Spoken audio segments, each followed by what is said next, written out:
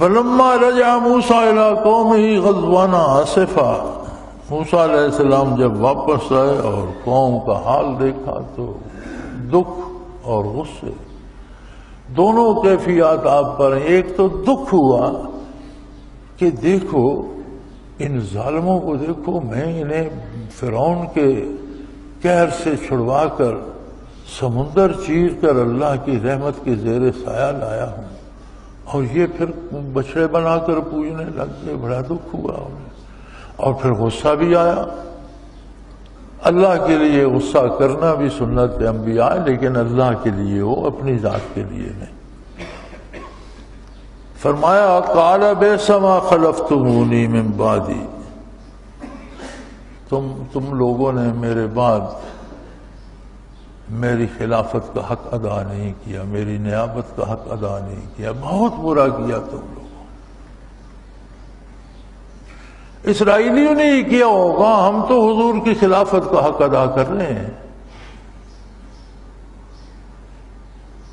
قرآن کس سے حقائقیں بیان کرنے کے لیے بیان نہیں فرماتا۔ قرآن یہ جو قصے، قرآن تاریخ کی کتاب نہیں ہے، قرآن کتاب ہدایت ہے۔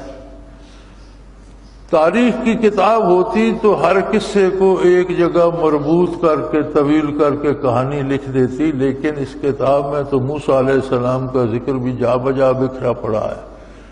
جس ذکر سے جو پہلو اصلاح کا، جس قصے کے جس حصے سے جو پہلو اصلاح کا نکلتا ہے اور جو موضوع زیر بحث ہے وہاں اس کی ضرورت ہے، قرآن وہ بیان کرتا ہے۔ دوسری جگہ دوسرا پہلو ضروری ہے، وہاں وہ ارشاد فرماتا ہے۔ یہاں فرما رہا ہے موسیٰ علیہ السلام کو بہت دکھ بھی ہوا، بہت غصہ بھی آیا، اور فرمانے لگے بئس ما خلفتمونی من بعدی، میرے بعد تم نے جو میری نیابت بہت بری کی یار، تو انہیں تو دین ہی بدل کے رکھ دیا۔ دین پر عمل نہ کرنا تو اور بات تھی، تم نے تو دین تبدیل کر کے رکھ دیا، کتنا بڑا ظلم کیا تم نے۔ ہم تو کوئی ایسی تکلیف اپنے رسول کو نہیں دے رہے، ہم مسلمان جو کہلاتے ہیں، ہمارا تو سارا نظام اسلامی ہے، اور اگر ہم نے بھی بدل دیا ہے تو پھر ان اسرائیلیوں میں اور ہم میں کیا فرق ہے؟ بلکہ ہم ان سے بڑے مجرم ہیں، جبکہ ہمارے دانشور کہتے ہیں یہ گئی گزری بات ہے جی۔ اگلے دن ایک ٹی وی پہ کہہ رہا تھا سرکاری بندہ، وہ جی اللہ اکبر کا زمانہ رخصت ہوا، یہ صریح کفر ہے، کہنے والا کافر ہے۔ اللہ کا نام رخصت ہونے کے لیے نہیں ہے، اللہ کا دین رخصت ہونے کے لیے نہیں ہے، یہ نزول سے لے کر قیامت تک رہے گا۔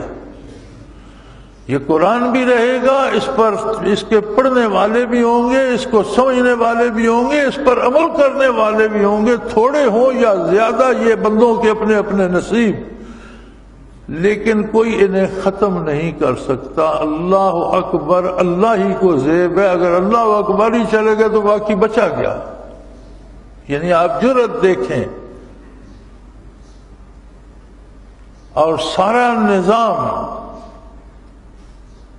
کافرانہ ہی نہیں، وہ نظام ہے جسے انگریزی میں سلیوری سسٹم کہتے ہیں، غلامانہ نظام ہے،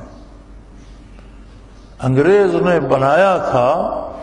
اور مزے کی بات یہ ہے کہ انگریز سے کوئی جرم سرزد ہو جاتا تو اس کے خلاف ہندوستان میں مقدمہ نہیں چلتا تھا، متحدہ ہندوستان تھا اس وقت، تو انگریز کوئی جرم کرتا تو اس کے خلاف مقدمہ برطانیہ میں چلاتے تھے۔ کیوں؟ وہ کہتے آزاد قوم کا فرد ہے، وہاں آزاد قوم کا دستور ہے، وہاں مقدمہ چاہیے۔ دستور تو غلاموں کے لیے، آزاد قوم کے بندے کا مقدمہ یہاں غلاموں کے ساتھ نہیں چل سکتا۔ اور ہماری بدنصیبی دیکھیے کہ پون صدی ہو گئی، پون صدی میں کسی نے آئین و دستور کو اس غلامانہ نظام سے نکالا نہیں، کوئی اپنا دستور و آئین بنایا نہیں، اور اگر بنایا غلطی کی اس پر عمل نہیں ہوا، وہ صرف کاغذوں میں چند کاغذ پرزے لکھے ہوئے رہ گئے۔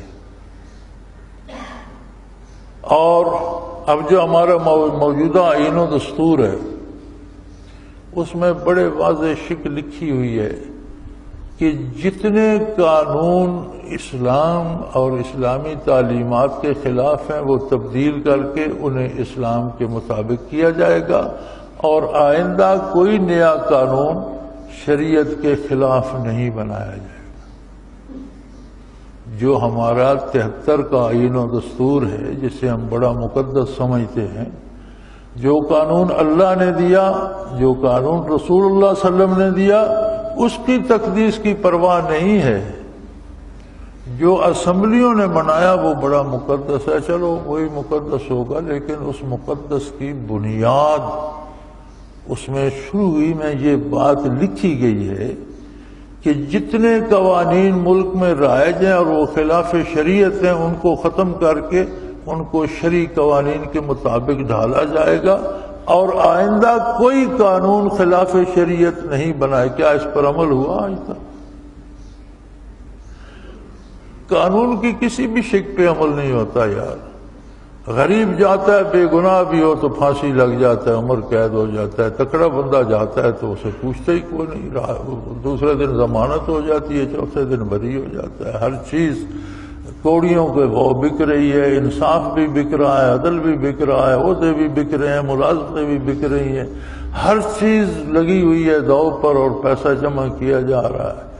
تو باقی تو چلو جو ہو رہا ہے، غریبوں کے ساتھ جو ظلم ہو رہا ہے، ہمارے ساتھ جو کچھ ہو رہا ہے، ہم شکوہ کریں گے، بد دعا دے دیں گے، لیکن کیا ہر کلمہ گو کی یہ ذمہ داری نہیں کہ ان فرامین کا پورے دل سے اتباع کرے جو محمد الرسول اللہ صلی اللہ علیہ وسلم نے تعلیم فرمائے؟ کیا آپ صلی اللہ علیہ وسلم کے دنیا سے پردہ فرمانے کے بعد ہم یہ حق ادا کر رہے ہیں؟ پھر ہمارے پاس ایک اور بہانہ ہوتا ہے، ہم کہتے ہیں وہ بھی کر رہا ہے، وہ بھی کر رہا ہے، حکومت بھی کر رہی ہے۔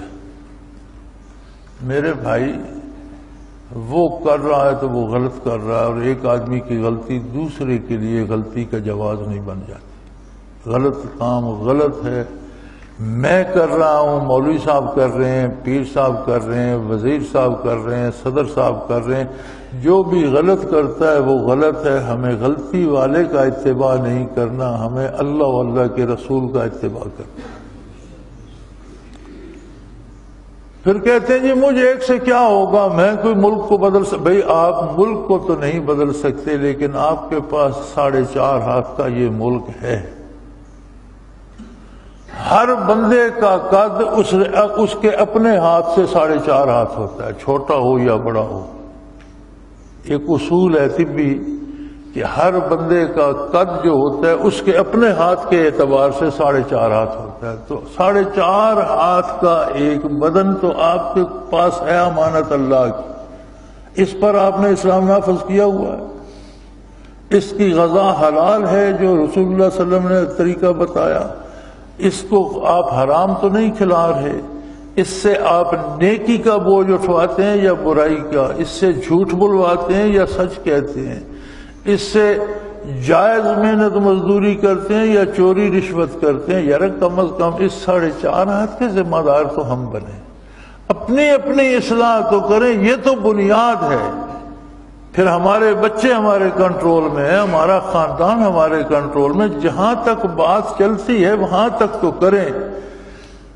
موسیٰ علیہ السلام نے تو انہیں فرمایا تھا بئس ما خلفتمونی من بعدی، جب ہم پیش ہوں گے تو حضور کیا فرمائیں گے؟